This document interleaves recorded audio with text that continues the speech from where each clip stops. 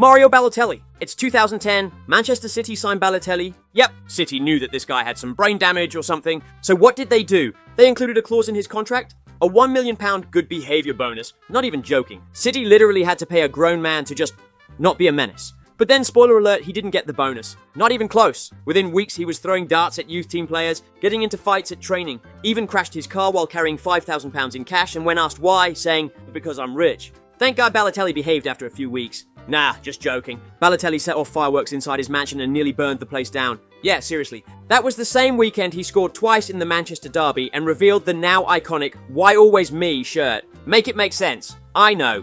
But when people asked him why he did these things, he genuinely looked confused. Told you, absolute brain dead. The clause was insanely genius, but still he managed to accidentally blow up a house or something. But then when he was finally behaving, he was brilliant. Seriously. Played for Liverpool, AC Milan, Inter, even Man City.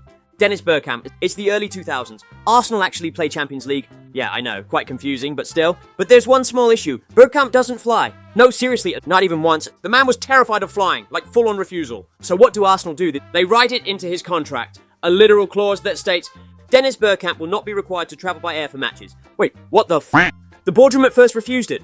But then they came up with a legendary idea that he would leave one day earlier than the rest of the squad by car, and sometimes even by train. When Arsenal had a Champions League game in Moscow, the rest of the team was chilling in business class. Meanwhile, Bergkamp in a sleeper train across Eastern Europe. Yep, Arsenal fans even accepted it, because Bergkamp played like the ball was magnetized to his boot. The Pedri before Pedri, I guess. Sometimes he would not play the away Champions League game because of logistics. No worries, at home he would score at least 2 against them. That was how good he was. But now just imagine this happening today. Mbappe refusing to fly. Haaland saying he only travels by car. Like, what the f***?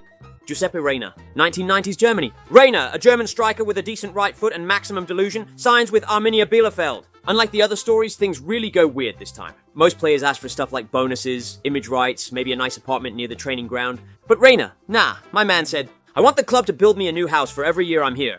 Yes. Building, not buy. Literally build one. The club accepted it right away. Later that decision would seem quite logical. The contract was ready and stuff, but then the smartass didn't specify the type or size of the house. You can guess it by now. Arminia Bielefeld saw that loophole and jumped through it like Tonali seeing a bet. Not even joking. Every year they handed him a miniature Lego house. Actual tiny, brightly colored plastic homes. 3 years, 3 Lego houses. Insane business, right? But then the real shock happened. Giuseppe Reina summoned them to court. Yep, the club said it was all legally correct. The contract said house. It didn't say actual house. The two parties settled out of court. It's believed he accepted the cash payoff.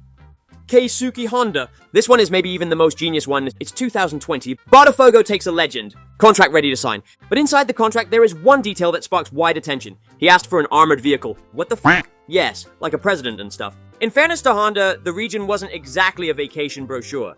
Brazil's top flight has had its share of safety concerns, and Botafogo is not immune. So instead of risking anything, Honda decided that he needed a rolling fortress to get to training. Yep, imagine being a teammate. Honda, stepping out of an armored jeep like he's just returned from Syria war or something. This was a non-negotiable part of his deal. He would only sign if the club guaranteed an armored vehicle for personal use. I mean, he would score the goals, but dying on the way to training? Nah, it wasn't a one-time flex either. He actually used it. Regularly, Honda pulled up to every match, every training session, and probably the local grocery store like he was preparing for warfare, I guess.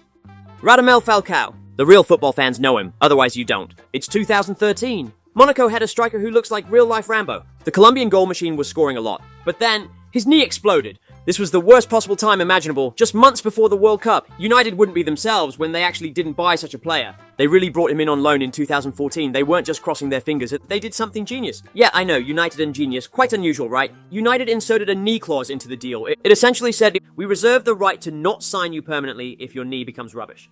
Told you. Quite genius.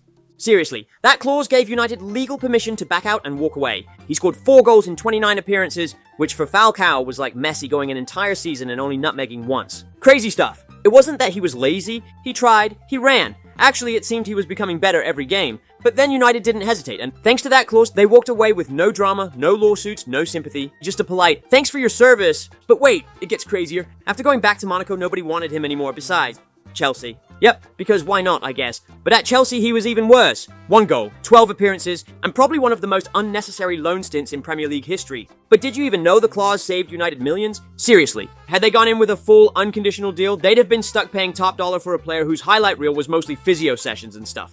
Samuel Etto. It's 2011. Samuel Etto has already done it all. La Liga titles with Barcelona, a Champions League final masterclass at Inter, more goals than most strikers dream about. But then, Anzhi Makachkala, a club in Dagestan, Russia, decides they want a global superstar. They come knocking on Etto's door. After weeks of discussing the terms, he finally signed. Etto's contract included one of the most baller clauses in football history. A private jet. Not once in a while, not for special matches, for every single trip.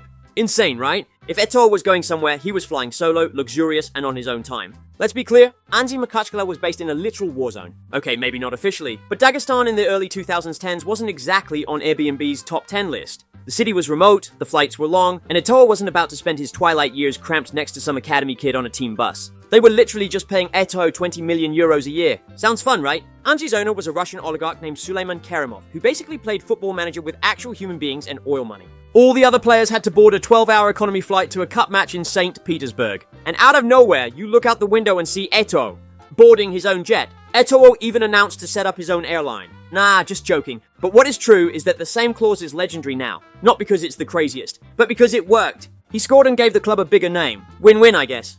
Rolf Crystal Guillemien. Yeah, that guy. Guillemien, a Congolese midfielder, was on the move to Eintracht Frankfurt. He was decent. Not a star, not a flop, solid Bundesliga meat and potatoes kind of guy. Which is ironic, because it turns out that's exactly what he wasn't getting at home. Meat, sure. Potatoes, maybe. Edible food, not guaranteed. Seriously, the deal was being discussed and stuff, but then he came with a quite unusual clause. I'd like the club to pay for my wife to take cooking lessons.